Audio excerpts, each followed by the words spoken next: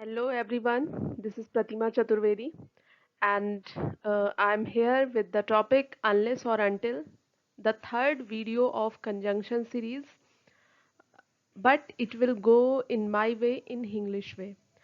एक बात आप लोगों से सभी से कहना है कि अगर आपने इसकी बाकी दो वीडियोस मिस कर दी हैं तो उन्हें ज़रूर देखिए ताकि अनलेस और अनटिल के साथ साथ हमारी कंजंक्शन को लेकर के एक इंटीग्रेटेड जो समझ है अंडरस्टैंडिंग है वो डेवलप हो। और दूसरा ये है कि इस वीडियो के लास्ट में हमने इसके पहले वाली वीडियो जो सेंस ऑफ और पे बेस्ड थी उस पर जो आप लोगों से कन्फ्यूजन्स या डाउट्स या क्वेरीज आई थी उन पर भी हमने क्लियर करने की कोशिश की है थ्रू एग्जांपल्स। तो पूरी वीडियो देखिए। साथ ही एक रिक्वेस्ट की अनटिल और अनलेस को समझने के बाद लास्ट में जो एक्सरसाइज दी है उसको सॉल्व करके आप ज़रूर हमें कमेंट बॉक्स में सेंड करिए और इससे रिलेटेड अगर आपकी कोई और क्वेरीज हैं तो हम उन पर भी बात करेंगे।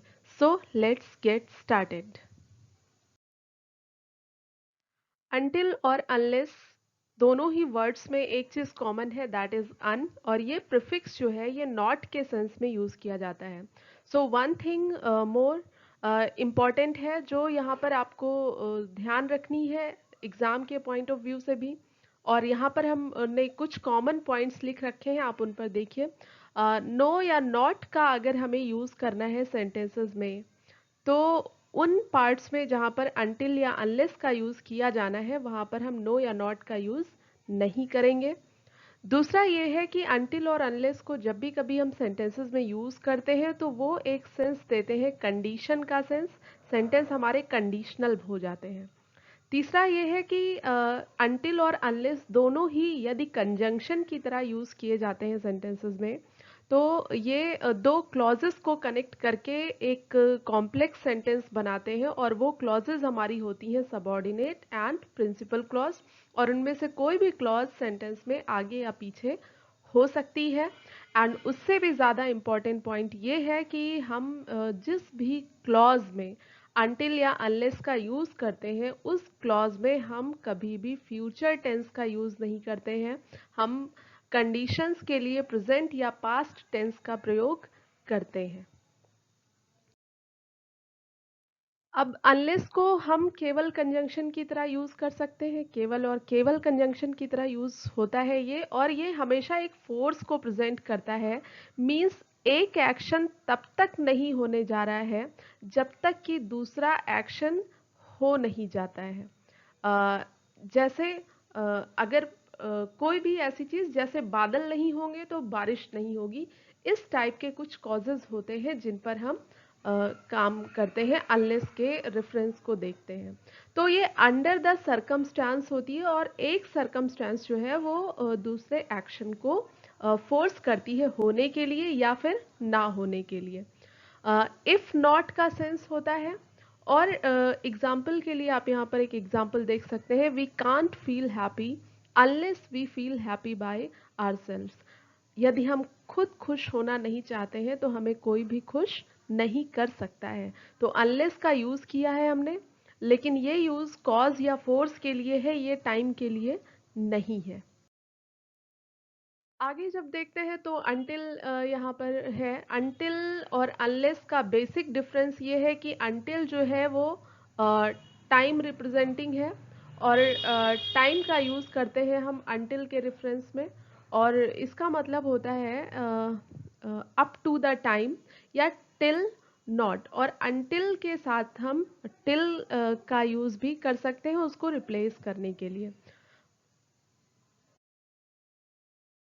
आगे ये है कि अनटिल अनलेस को हम केवल कंजंक्शन की तरह ही यूज करते हैं, लेकिन अनटिल प्रीपोजिशन की तरह भी यूज हो जाता है और कंजंक्शन की तरह भी यूज होता है। और जब ये प्रीपोजिशन की तरह यूज होता है तो प्रीपोजिशन की डेफिनीशन आप सभी जानते हैं। प्रीपोजिशन की डेफिनीशन है कि उसे हम किसी नाउन या प्रोनाउन के साथ किसी दूसरे नाउन या प्रोनाउन से रिलेशन स्टैब्लिश करने के लिए यूज करते हैं। तो एग्जाम्पल यहाँ पर लिखे हुए हैं, he will wait for your reply until और टिल मंडे। अनटिल और टिल दोनों ही एक दूसरे को रिप्लेस कर रहे हैं, कर सकते हैं। अनटिल के साथ आपका सेंस आएगा कि जब तक मंडे नहीं आता तब तक उसका रिप्लाई नहीं आएगा या मंडे तक, और जब टिल का यूज करते हैं तो आप ये कह सकते हैं कि मंडे तक वो अपना रिप्लाई देगा। तो इस तरह बाकी के एग्जाम्पल्स भी देखिए। I shall wait for him until morning, the result should be announced until December और टिल दिसंबर। नेक्स्ट है अंटिल को हम जब कंजंक्शन की तरह यूज करते हैं तो ये हमेशा एक सबॉर्डिनेट क्लॉज को कनेक्ट करता है। अंटिल या अनलेस दोनों ही जब कंजंक्शन की तरह इस्तेमाल होते हैं तो सेंटेंस में एक प्रिंसिपल क्लॉज होती है और एक सबॉर्डिनेट क्लॉज होती है। और सबॉर्डिनेट क्लॉज हम उसे कहते हैं जिस पार्ट में हम अंटिल या अनलेस का यूज करते हैं। तो यहाँ पर देखिए पूरे पूरे सेंटेंसेस हैं, सब्जेक्ट है, वर्ब है, और सब्जेक्ट वर्ब है तो एक क्लॉज है वो पूरी। तो अंटिल को कंजंक्शन की तरह यूज करेंगे तो वो क्लॉज होगा, और अंटिल को आप प्रीपोजिशन की तरह यूज करेंगे तो आप उसे नाउन या प्रोनाउन के साथ यूज कर सकते हैं, और ये अंटिल जो है वो टिल से रिप्लेस भी हो सकता है। अब यहाँ आपके लिए कुछ एक्सरसाइज है और आप इन सेंटेंसेस को देखिए। यहाँ पर अंटिल, टिल या फिर अनलेस, उनमें से क्या हो सकता है। रीजन है या फोर्स है, कॉज है, कोई सर्कमस्टेंस है जिसके बिना कोई दूसरा एक्शन नहीं होने वाला है, या फिर टाइम रिप्रेजेंटिंग है। कुछ हमारी ऐसी वर्ब होती हैं जिनसे हम समझ पाते हैं कि ये कुछ समय में हो जाएगा। और कई बार ऐसे सेंटेंसेस भी आते हैं जहाँ पर अंटिल या अनलेस दोनों ही कंसीडर किए जा सकते हैं। तो आप इन एक्सरसाइज को करके बताइए मुझे, और साथ में आप अपने जो अगर इसके लिए कोई क्वेरी है तो आप मुझे कमेंट बॉक्स में आंसर्स के साथ साथ वो भी लिख सकते हैं। अब हम बात कर लेते हैं अपने रिवीजन की, और रिवीजन हमारा हमारे लास्ट वीडियो का जिसमें हमने सिंस और फॉर को डिस्कस किया था। सिंस और फॉर जो प्रीपोजिशन की तरह भी यूज होते हैं और कंजंक्शन की तरह भी यूज होते हैं, बट वही डिफरेंस है कि जब आप अंटिल और अनलेस की तरह ही इन्हें कंजंक्शन की तरह यूज करेंगे तो फिर ये सेंटेंसेस में दो क्लॉजेस को जोड़ेंगे, अदरवाइज ये फिर प्रीपोजिशन की तरह यूज होंगे। तो एक छोटा सा सेंटेंस है हमारे पास, I read the book dash winter 2019। ये पास्ट में है क्योंकि ये जो टाइम है ये हमें दिखा रहा है कि सेंटेंस हमारा पास्ट इंडेफिनिट में है। अब एक चीज आपको ये देखनी है कि जब भी कभी आप सिंस या फॉर को कंसीडर करते हैं तो एक वहां पर पूरे फेज की बात होती है, और वो फेज जो है वो कोई फेज हो सकती है, ड्यूरेशन हो सकती है, या फिर इस तरह के ग्राउंड्स हमारे होते हैं वहां पर हम बात करते हैं। लेकिन अगर ड्यूरेशन की बात नहीं हो रही है, लेकिन बिना ड्यूरेशन के टाइम की बात हो रही है, तो आप दूसरे प्रीपोजिशंस भी कंसीडर कर सकते हैं, जैसे कि इन। तो अगर हम इस सेंटेंस की बात करें तो यहाँ पर सिंस या फॉर से ज्यादा सुटेबल है इन। अब दूसरा सेंटेंस देखिए, I have been reading the book dash winter 2019। अब ये परफेक्ट कंटिन्यूअस है, प्रेजेंट परफेक्ट कंटिन्यूअस, जहां पर हम ड्यूरेशन की बात करते हैं।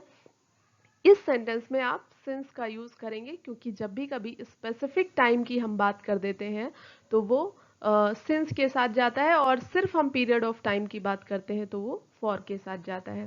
नेक्स्ट है, नेक्स्ट सेंटेंस हमारा जो है वो पैसिव वॉइस में है, the book has been read. फिर यहाँ पर आपको सिंस या फॉर भरना है, तो आप सोच लीजिए स्पेसिफिक टाइम है तो since, specific period of time है तो सिंस, और केवल पीरियड ऑफ टाइम है तो हम यूज करेंगे फॉर। अब दूसरा ये है कि सिंस, फॉर, बिकॉज और एज, इन चारों को ही हम यूज कर सकते हैं बिकॉज के सेंस में, क्योंकि के सेंस में। तो यहाँ पर हम कह रहे हैं since you said I read the book, क्योंकि तुमने कहा इसलिए मैंने ये किताब पढ़ी। आई read the book because you said so, because का यूज हमने किया सिंस की जगह पर। फिर आगे हम कह रहे हैं I should leave as I have nothing to say, क्योंकि मेरे पास कहने के लिए कुछ नहीं है, मुझे चलना चाहिए। और नेक्स्ट है I didn't attend yoga class for I felt ill, क्योंकि मैं अच्छा फील नहीं कर रहा था इसलिए मैंने योगा क्लास अटेंड नहीं की। तो यहाँ पर सिंस, बिकॉज, एज और फॉर ये चारों ही क्योंकि के सेंस में यूज किए गए हैं, बिकॉज के सेंस में यूज किए गए हैं। लेकिन आपको ध्यान रखना है कि अगर आपको इन्हें यूज करना है तो सिंस या बिकॉज ज्यादा फोर्सफुल होते हैं, और एज हमारी मॉडर्न इंग्लिश में स्पीकिंग का पार्ट बन करके आ रहा है, तो हम इन दोनों को ही रिप्लेस करते हुए हम एज का ज़्यादा यूज़ कर रहे हैं। और फॉर क्योंकि के सेंस में ऑब्सोलीट है, आउटडेटेड है, तो ये कहीं लिखा है तो सही है, लेकिन अगर आपको यूज़ करना है तो मुझे लगता है आप फॉर की जगह पर एज को प्रिफर करेंगे। सो आई होप कि आपको समझ में आया है, और अगर इसके बाद भी कोई क्वेरीज हैं then they are welcome, and okay.